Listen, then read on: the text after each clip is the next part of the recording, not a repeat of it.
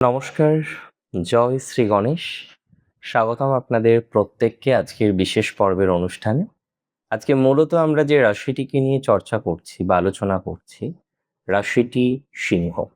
সিংহ রাশির জাতক জাতিকাদের আপন রূপী ৫ জন শত্রু নিয়ে আলোচনা করব। যে ৫ জন শত্রু জলে, জঙ্গলে, বনে কিংবা রণে বারবার আপনার জীবনচক্রে ডিস্টারবেন্স নিয়ে আসে, শত্রুতা নিয়ে আসে। হ্যাঁ, অবশ্য আজকের এই আলোচনাটি একটা বিষয় কিন্তু আপনি অবশ্যই এক্সট্রা জানতে পারবেন যে কেন শত্রু হয়।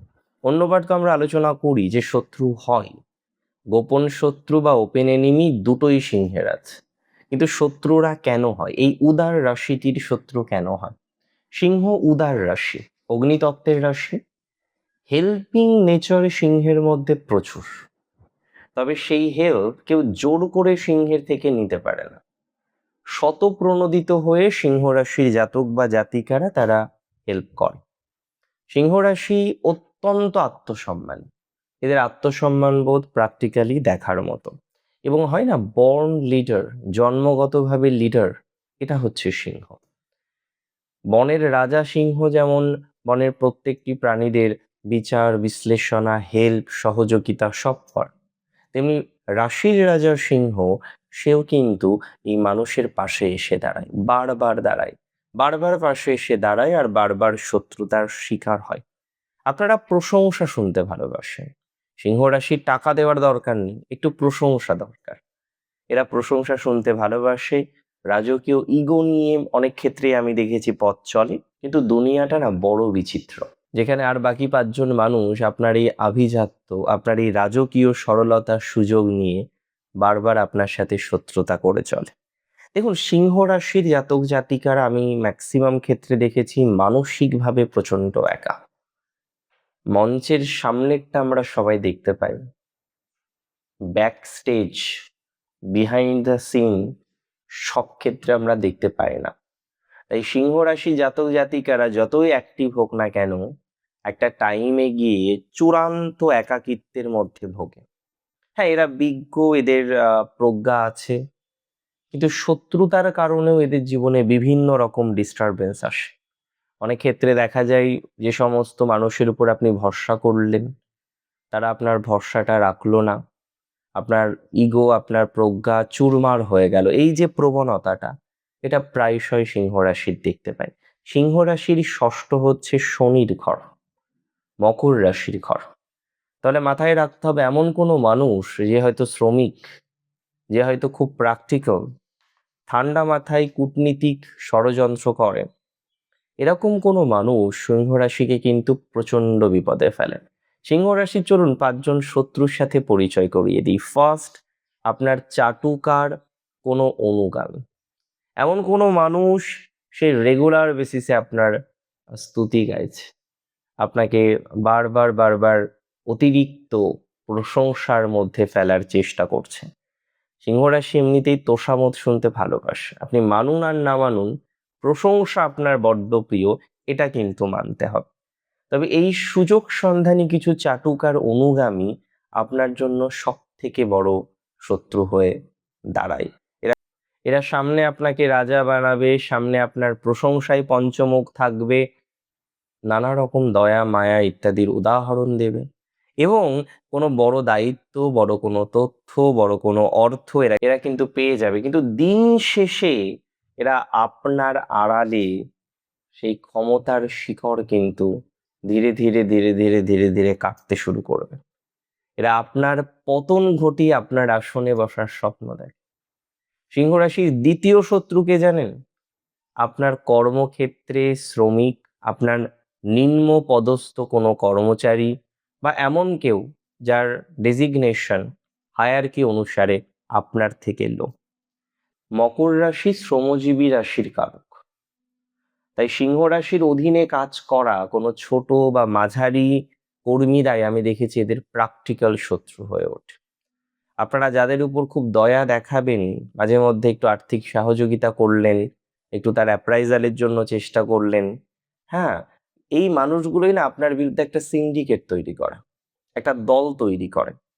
এরা ঠান্ডা মাথায় আপনার ব্যবসার বা আপনার কাজের সিক্রেট লিক করে দেয়, অথবা আপনার বিরুদ্ধে কোনো অফিসিয়াল কমপ্লেন তৈরি করে বা ষড়যন্ত্র তৈরি করে আপনাকে বিপদের মধ্যে ফেলার চেষ্টা করে। 3 নম্বর শত্রুর সাথে চলুন পরিচয় করিয়ে নিই, এবং এক্ষেত্রে কোনো প্রবীণ যিনি ক্ষমতাশালী কোনো পদে আছেন। সিংহ রাশির জাতক জাতিকাদের আমি বারবারই বলবো, শনির কিছু প্রভাব আপনার শত্রুর মধ্যে থাকে। সিংহের স্বাধীন এবং রাজকীয় তেজ অনেক প্রবীণ মানুষ বা প্রভাবশালী মানুষ তারা সহ্য করতে পারে না। সমাজ বা কর্মক্ষেত্রের বয়স্ক কোনো ব্যক্তি যিনি বাইরে থেকে আপনাকে খুব স্নেহ করে, আরে বাবা সোনা ছেলে, নানা রকম ভাষায় আপনাকে ভূষিতও করে, কিন্তু আপনার ক্যারিয়ার বা গ্রোথের ক্ষেত্রে এই মানুষটি সব থেকে বেশি প্রতিবন্ধকতা তৈরি করে দাঁড়ায়। সিংহের তেজকে দমন করার জন্য এরা ঠান্ডা মাথায় ডিসিশন নেয়, রুলস রেগুলেশনের বেড়াজাল তৈরি করে দেয়।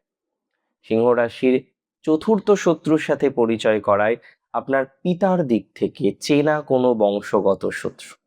সূর্য পিতার কারক, ষষ্ঠ আপনাদের মকর রাশি, পারিবারিক লিনেজ কোনো না কোনোভাবে চরম বৈরিতা তৈরি করার কম্বিনেশন আপনার জীবনচক্রে থাকে।